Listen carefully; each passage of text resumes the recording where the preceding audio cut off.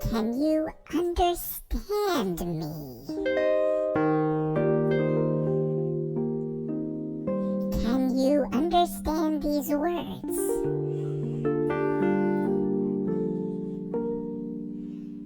Well, that may be useful.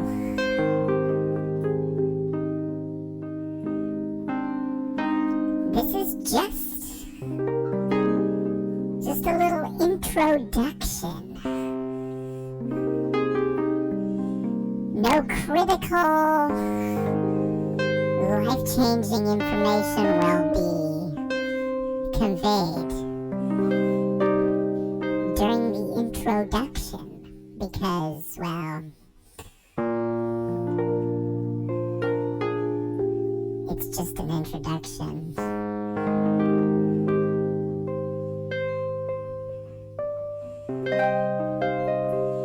And now it's almost over. The intro, I mean. The show is just starting. The show is just starting. Don't go anywhere.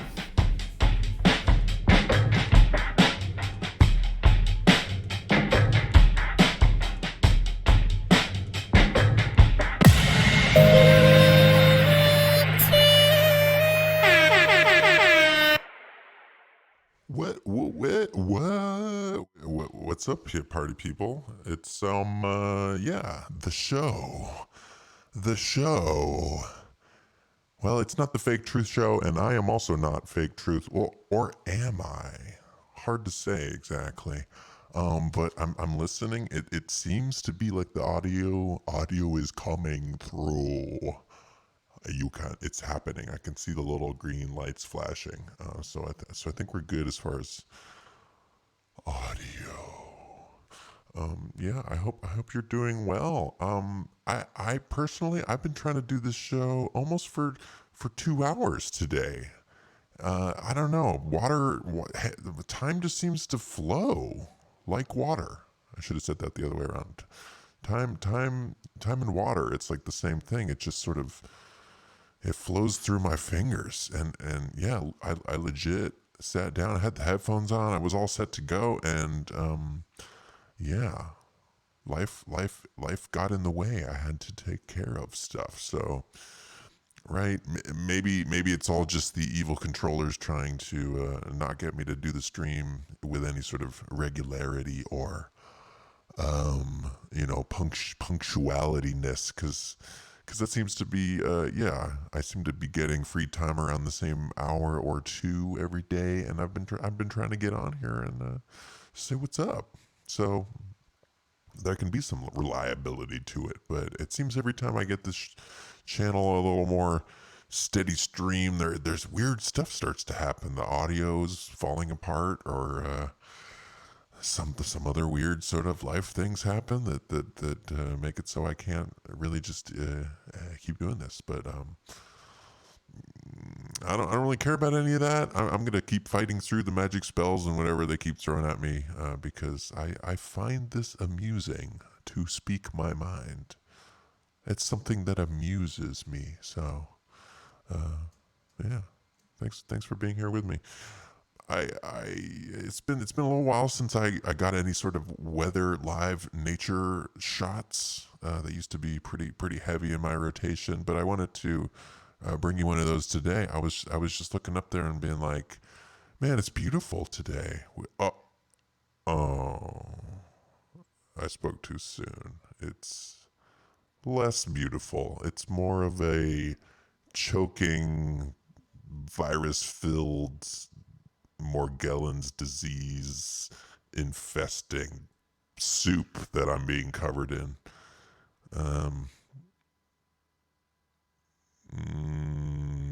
Maybe or maybe not.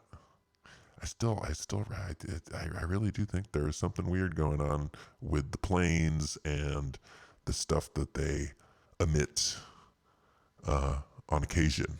Not constantly, but on occasion. They're definitely, there's something weird going on there, and I think if anybody here on the internet could actually figure it out and put their finger on it, that it probably would have already been done, or if it was done, it was quickly repressed and and thrown on the junk heap of YouTube / the internet. So I'm not sure. I'm not really sure, but I do know that this happened today. I know that for a fact. I took a picture of it. This is a real picture that I took, and so, you know, think about think about that. Think about that. But this was directly related because to our topic of the day. I wanted to get right into the fiction. Maybe we can squeeze in a little news later, but I wanted to head straight to the fiction because yeah, there's truth in there, and it may lead us in the right direction. Okay, so right, we're going to talk a little bit more about the apocalypse because I guess that's what we're always talking about and what everybody is talking about, sort of since I don't know. I want to say the mid '90s or something. It's apocalypse day in day out on the TV, on the news, on the entertainment, in your mind. There doesn't seem to be any escaping it.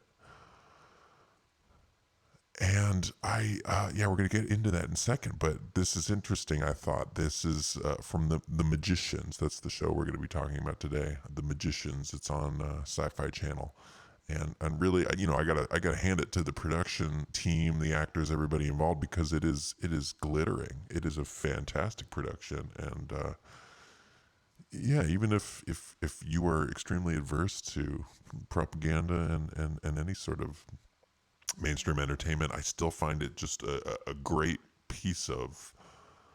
I wouldn't call it art. I'm not going to go that far, but it's definitely meticulously handcrafted and beautifully done. And this frame here is no exception. So, right, this looks sort of similar to the images from real life that I was just showing you. Here is, well, I gotta give you some backstory. So they're trying to figure something out. The details aren't really that important, and some of the main characters have to take drugs. Well, they eat these like weird jelly beans, and then there's also like a lot of addiction talk because they always got to mix that in. Addiction is such a heavy theme in entertainment, and it's mostly about I think trying to make you turn you into an addict before you even have those tendencies, and if you do have those tendencies, to exacerbate and make them worse. Those mean the same thing, but right. So, but that's not the point of this whole spiel. They take the drugs and then they enter some sort of like mysterious mirror world where they're in their normal world, and this is sort of a nod to like interdimensional beings and the multidimensional nature of our reality because they take these drugs and then they're able to see into this other realm, and there's other sort of beings and creatures there that you can interact with, and it's always been right around you.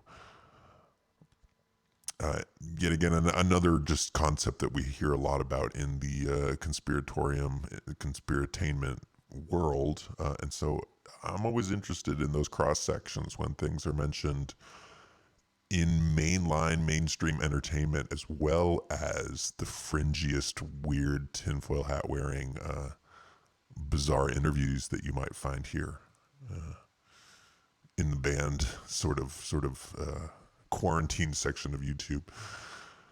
But at any rate, they're looking for some other special stuff, and but I just thought this frame was very telling. That they look up for a second and they see not just the regular clouds, but we have this rainbow, this right, the full three colors of this rainbow, and it's not the cloud. The clouds are there as well.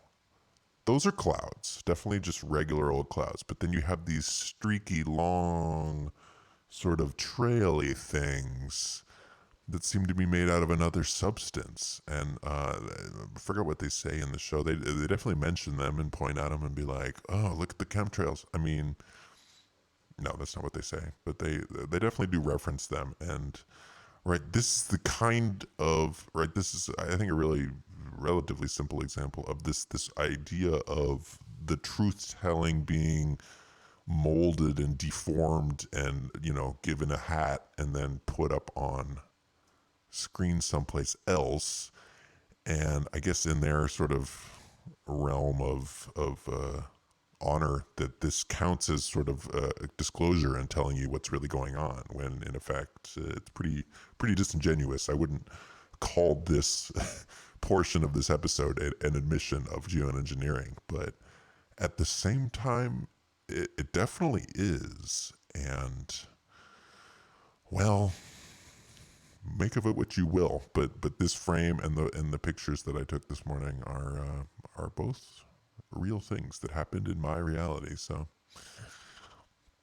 I don't know. Let me know what you think. Let me know what you think. And if you've been watching the channel for any amount of time, then you'll know that my most favorite research topic of all time is the hexagon, because it unlocks a lot of sort of esoteric teachings and symbolism, and these things are goddamn everywhere. I think it's hard to say with the most used, but probably one of the, yeah, definitely in the top 3 or 4 like most used symbols of all of human history. And what it represents these days is maybe a little different, a little more subtle, a different cross section of the symbol than maybe it meant 1,000 years ago or more. But in entertainment, we often see it being covered or surrounding, or right, being worn by somebody that is part of the hive mind, that is buying into the narrative and not having any sort of doubt or any sort of general thoughts about the nature of their existence and their fate in it. And so they're in this sort of, they call it fillery, but it's really just kind of like a Narnia ripoff. Again, more just sort of multi-dimensional portal shifting, but they're on the bad guy's army, right? These, even though she's like a main character, they're in the Dark King's army right now, and it just so happens that the Dark King's uniforms are hexagons. And I don't know, this sort of really just screams out at me these days. I maybe have oversensitized my eyes to this symbol, but I see it used prominently and effectively and constantly. And for a show that's built this meticulously, it's hard to think of this being an accident. When all of this, right? There's so much synergy, so many things that need to come together to make the symbol really pop and be effective and work, and they all do come together in this, and that's what pushes me past the point of, oh, I'm just imagining this, it's just a coincidence, into this was a conscious action of the creators and whoever else was involved. And right, it's hard to get again to the bottom of the story of why and how and who told who, when and how much, but the end effect is something that we do have, that we can see and process and think about. And here they are, right in plain sight for you to see, hexagonal structures on the clothing. Check your clothes. So I want to get into the meat of these last couple episodes, because it's so relevant, so painfully relevant. I just really want to double check that all systems are firing. Or do we have a nominal situation? It looks like we got some people watching. I'm going to say, what's up? What's up? Ooh, something weird is going on with my browser. I'm going to try this one. What's up? There it goes. There it goes. I chatted in the chat. See how easy that is, guys? You can type and there it is. And there it is. All right, let me switch back. So the gang's all together. This is like a later season of the show. So the characters, as with all sort of mainline TV, they have switched roles and played the victim and the persecuted and and vice versa, and right, definitely gone through some permutations, different emotions, and all of that. So if you watch the show, then you know these characters pretty well at this point, and so that also has an effect on the whole image of it. But what we're told is the main issue in these episodes is again something that I've been seeing a lot in the conspiratainment land as well as in reality. There's supposed to be a great conjunction coming up at the end of the year where Saturn, I should pull that up, where Saturn and Jupiter are, like, I don't know, across from each other, and there's just a lot of things that have to line up for that to work out. And yeah, on Earthland it comes every couple years. It's generally not like a disastrous thing because there's been a bunch of them. Wait, I think it's worth pulling up. Let me just roll over here real quick. So the trigon, there's a lot of talk about this these days. Great conjunction, the conjunction of planets, Jupiter and Saturn, and we always talk about, black cube of Saturn, all the actual alien people, overlords. Are they from Saturn? Is it all just a red herring? But definitely a lot of weird Saturn worship and support seems to have gone on throughout thousands of years of human history, at least the documented portion of it.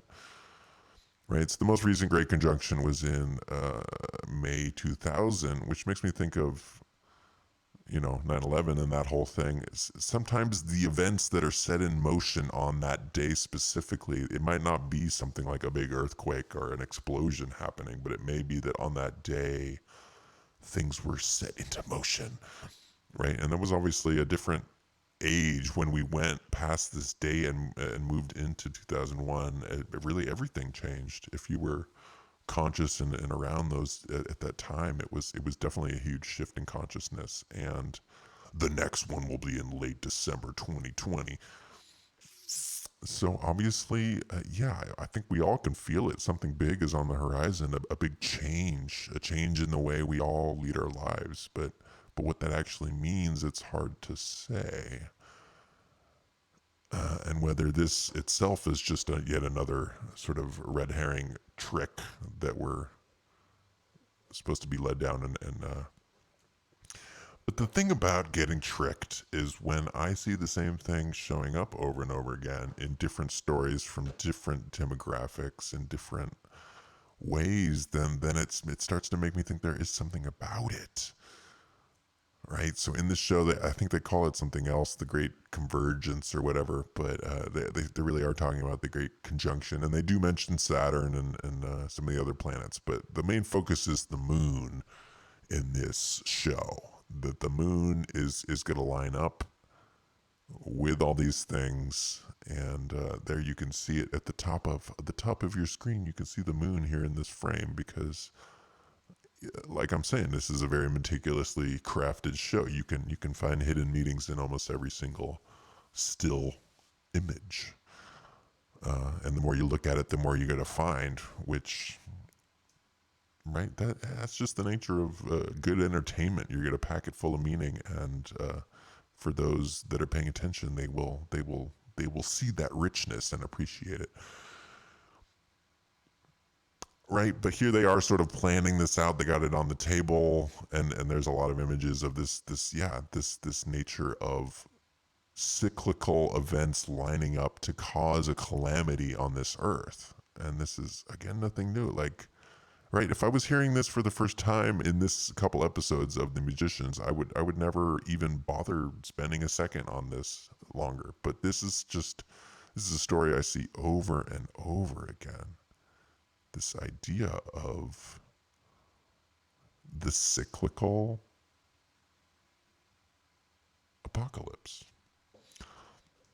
Now, this threw me off for a second because this is an image of their fantasy world, the Narnia, like they call it Fillory, but that itself, they always have this establishing shot, and it's actually on like an old school flat Earth, where right the pillars of heaven, and it actually it's like a weird hybrid because it still is out in space. It has its own sort of asteroid belt and the dual moons. So they're obviously a different thing there, but I still think it's an interesting image of cosmological picture.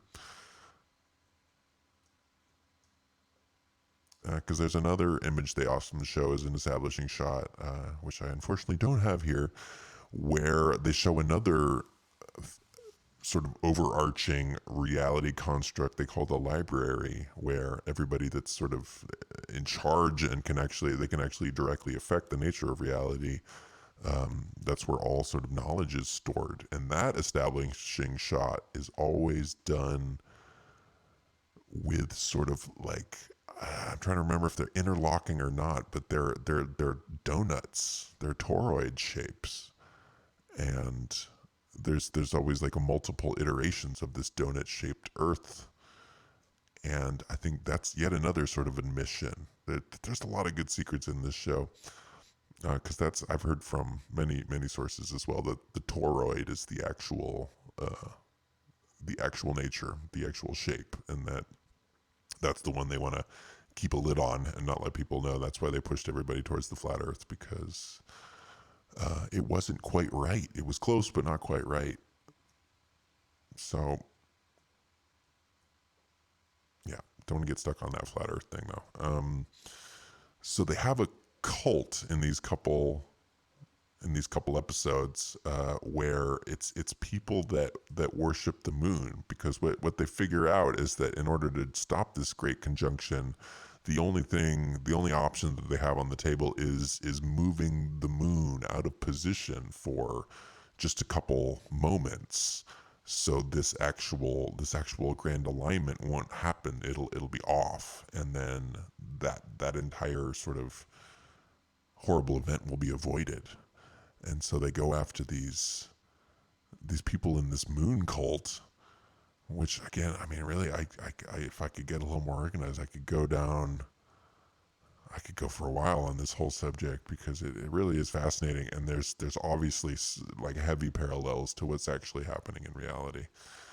So, right, there's a lot of connection between the moon and madness, and these people are generally thought to be insane, but we're told that they're actually part of this weird cult where if you stay up for 5 days without sleeping, you're able to actually communicate and talk to the moon and influence its behavior. And so that's what these moon cult people are all into.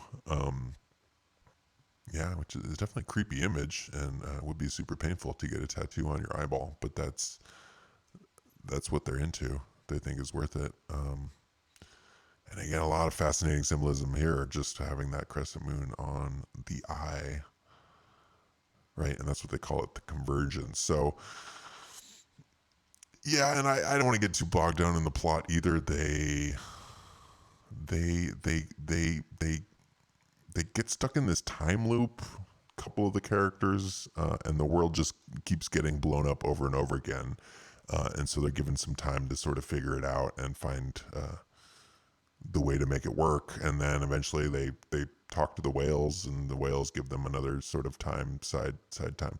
I I really don't want to get too bogged down in the plot, but I still think it's interesting that in the show and in so many other places in our culture that we talk about the apocalypse, and not only it being like a one-off event, that even in the Bible, right? It's the second coming. It's like something that already happened and will happen again.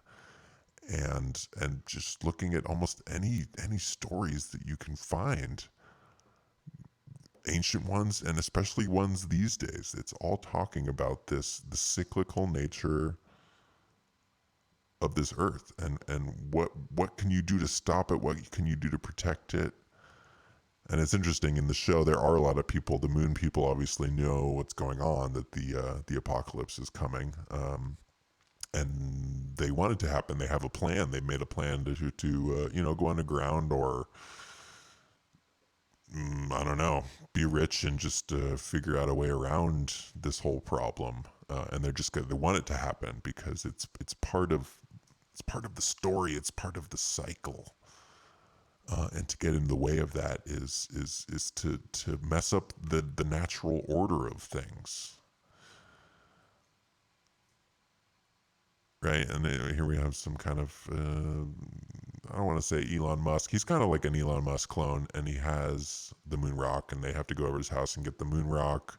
They have to sacrifice the moon rock to talk to the moon. Time loop stuff, that's not really important. I thought this was super interesting. They're in his moon rock room, and what are the odds, right? It's not an octagon, it's not a hexagon, it's the triangle. There's a triangular window that they look through to go see the moon, right? And once you've been up for 5 days, then you can see its aura, and if it changes color, then you're in a good situation. You're able to talk to the moon, and eventually they figure that out. But at first, there's this major cataclysm, right? They screw up the spell, and the moon it's not just kind of like messed up, it's like totally shattered, it's totally wrecked, split in half, and is obviously just right. There's no hope for any sort of life as we know it at this point, right? This is that's that massive sea change that, yeah, there's no coming back from something like this. And that's why they have to go back in time and time travel and figure that all out. But what this made me think of, and again, yeah, if I've had some more time and energy, I'd be all over this because I really see something here. I remember what this show is called, Aftermath. It's a 2016 TV series, made in Canada, so I guess it really didn't get as much play, probably internationally, as maybe it could have. But it was on Sci-Fi Channel as well. And it was canceled after one season. But I would definitely, if you can pirate this or somehow find this show. This show is pure, straight up prophecy, and I thought very well done. Maybe not as good as the Magicians, but still fantastically well done. Obviously, a lot of symbolism here. 13 episodes, all that kind of stuff. The Air Force is involved. But what I wanted to talk about, if we scroll down here real quick, don't get dizzy. What happens towards the end of the show? Let me just see if I can find this really quick. They're sort of driving around in a van with their family, and they keep losing each other. But it's a lot of these same subjects: interdimensional beings, and the catastrophe coming and happening, and a hope or an attempt to stop that from happening.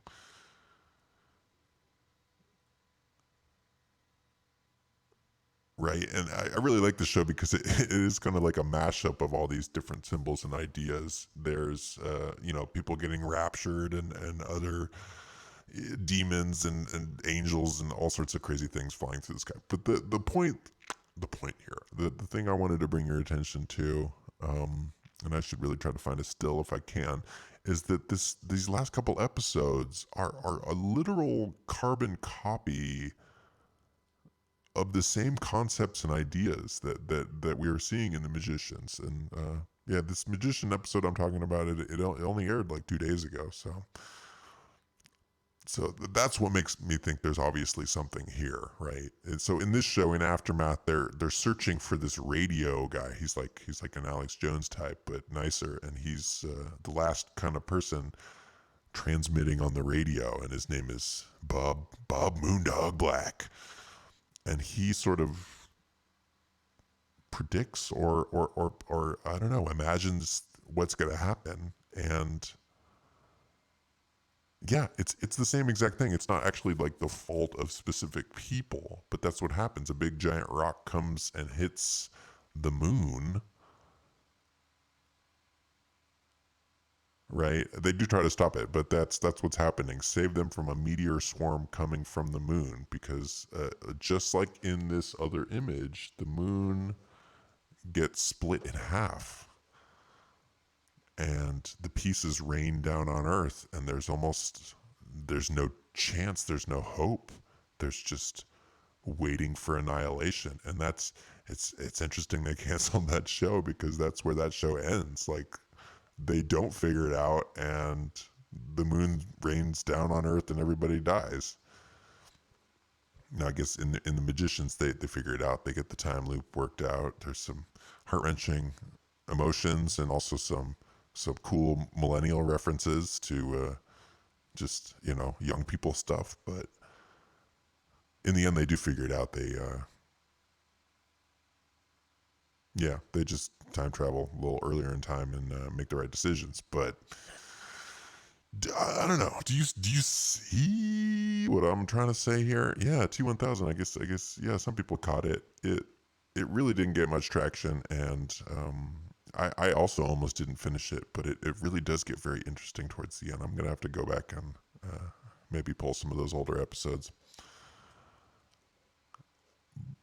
Yeah, but I don't know. Do you see what I'm saying? That there, it's this cyclical, repeating, annihilative apocalypse event that I don't know how you could deny that it's on its way, or that there's something there. There has to be something there. Otherwise, it wouldn't just be blanketing our consciousness, our forward-facing conscious and our subconscious.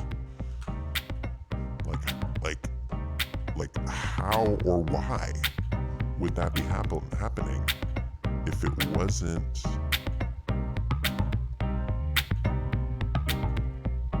the truth? That's right. Apocalypse is coming. It's hard to say when the day is born. I get the sense that it might be kinda soon.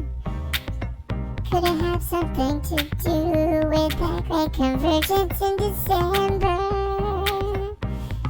I guess you should just make plans to hang out with your loved ones on or before December 20th.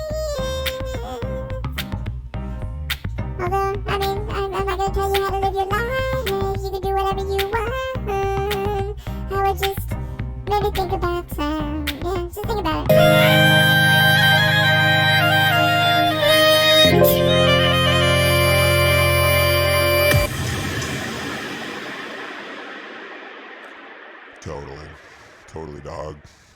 Totally, dog. I just wanted to show you this real quick, because I thought this was kind of funny.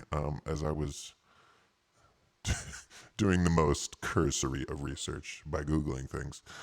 When you Google the apocalypse, not the apocalypse, when you just Google apocalypse, you don't get an article or the Wikipedia entry for apocalypse. You get the Wikipedia entry for apocalyptic literature.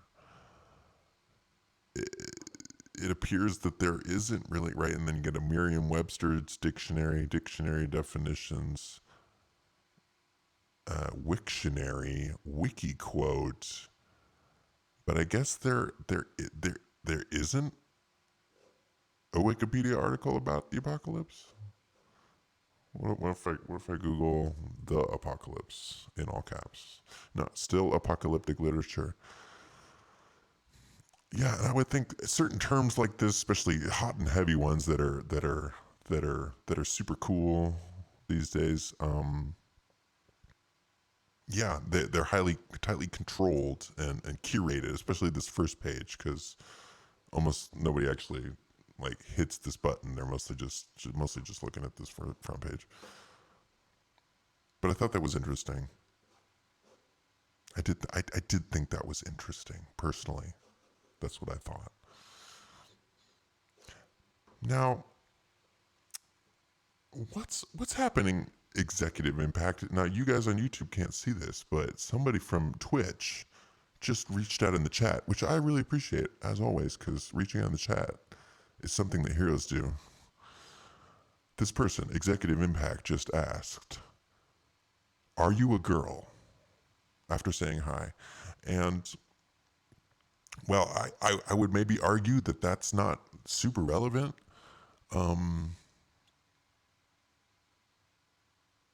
Yeah, I don't know. I don't know how to answer that, really. I I'm not. I'm not. I'm just gonna, yeah. I guess that narrows down your search for the true identity of fake truth. But I'm going out here on the outro and just stating it straight up. I am not a girl. And if I was, like, that would be fine too. Like, I could be a girl. I could probably be a pretty good girl. But yeah, the truth is that I'm not. But still, I appreciate you reaching out in the chat and interacting with me, because that's tight. That's hella tight.